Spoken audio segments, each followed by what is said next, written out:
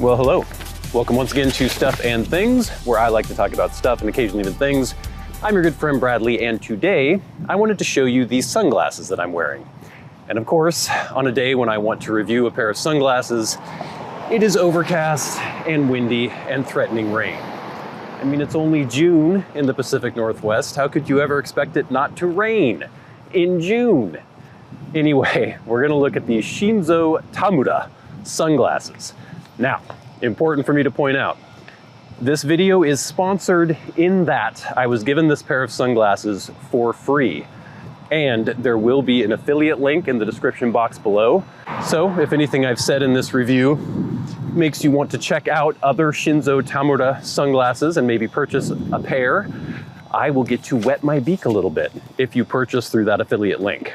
But I'm not being paid for the review. Everything I'm saying, it's my own opinion. That's where we are. So as you can see, an overcast day in the Pacific Northwest, I don't typically wear sunglasses all that often because it's usually not that sunny here. On the days where it is sunny though, I do wear kind of expensive sunglasses because I'm not the kind of person who loses my sunglasses. If you are the kind of person who loses your sunglasses, you should probably keep to the $5 to $10 sunglasses that you buy at the gas station. More expensive sunglasses like these are probably not for you. But I've had pairs of sunglasses for 10 to 15 years. In fact, I think I have a pair of Ray-Bans that I've had for almost 20 years. I've only got a couple pair, but I don't lose them. So that's a bonus. So it's actually worthwhile for me to get sunglasses that are a little bit more expensive because the quality does usually show through.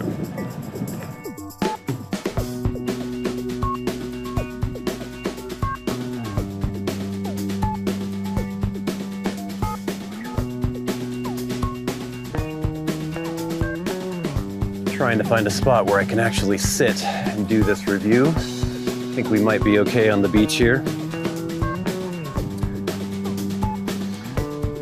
Okay, so what about the sunglasses in question? The ones I'm wearing now are, like I said, by Shinzo Tamura.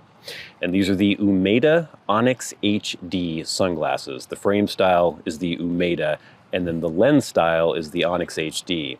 And that's where these Shinzo Tamura sunglasses get a little bit more interesting because they offer a lot of different styles of lenses that do different things. Now the pricing on these ones, it's kind of on the high side. This particular pair is $360, but their sunglasses range from anywhere around $180 to about $360. So these are on the higher end. They're similar to Ray-Bans on the lower end. I think right now you can get Wayfarers for around $180, $200, depending on the style or the particular lenses you get. So they're not crazy expensive, but they are a bit pricey. And like I said before, if you're a sunglass loser, you probably shouldn't buy an expensive pair of sunglasses.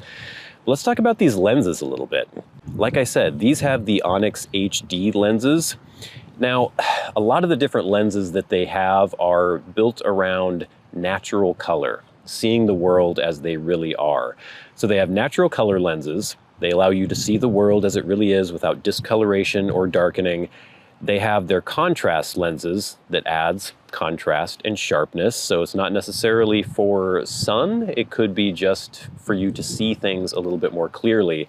They have brightness lenses, so it makes things more bright and more vivid, obviously. And then they have the HD lens like this, which is supposed to have superior clarity, natural color, and better contrast.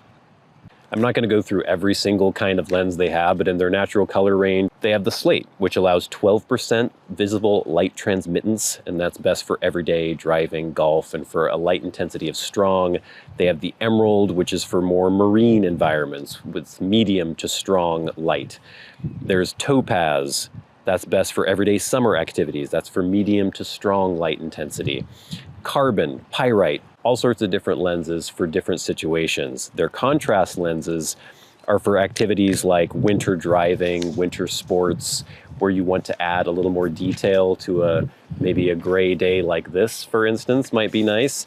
Then they have their brightness lenses, which, as the name would suggest, add brightness. So again, on an overcast day, or if you're driving in an overcast environment or rainy environment, you might want to wear the brightness lenses to just get that light up a little notch. Then the HD lenses, like the ones I have here, they're supposed to be optically superior to most polarized lenses. I think I've only got one pair of polarized lenses right now, and they're in my Ray-Ban Aviators. They're fine, but I definitely notice a difference with these, and we'll get into that in a little bit.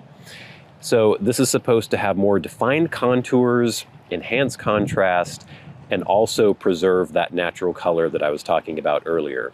Typically, most sunglasses, when you put them on, they will do a good job of actually shading your eyes from the light. But often they change things to such an extent that I find it kind of annoying.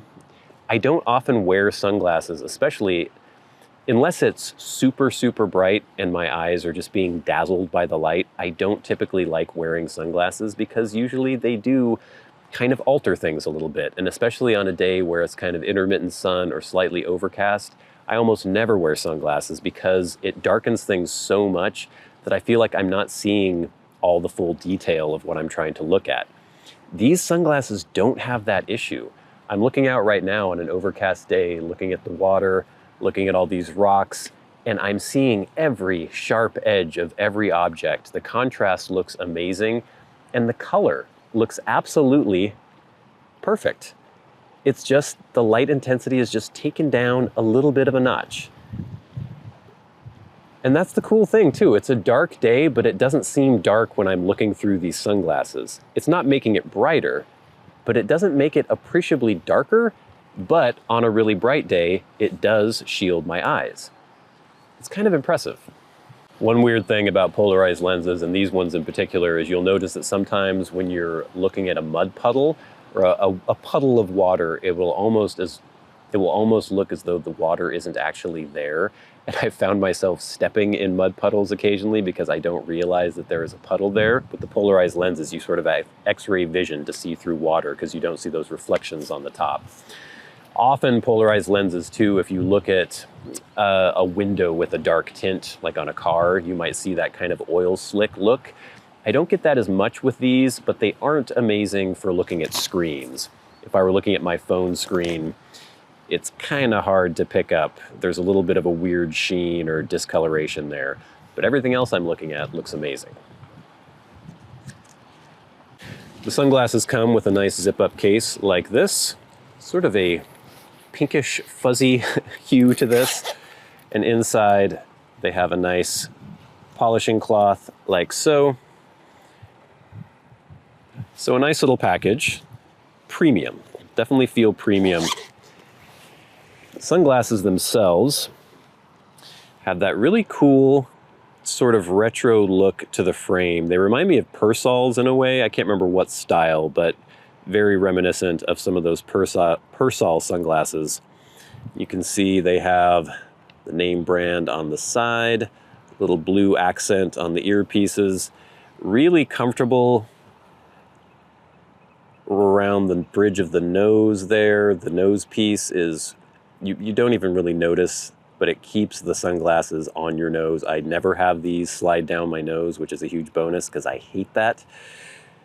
The material is a plastic, and it's very, very light.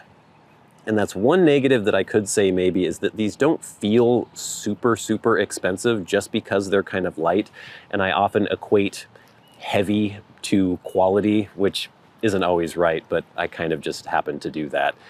I have my old Ray-Ban Wayfarers that have that really chunky, hard plastic, and that it is plastic as well, and I'm sure the plastic was cheaper than the plastic that they use on these, but it just feels more substantial, and that weight makes me think of them as being higher quality.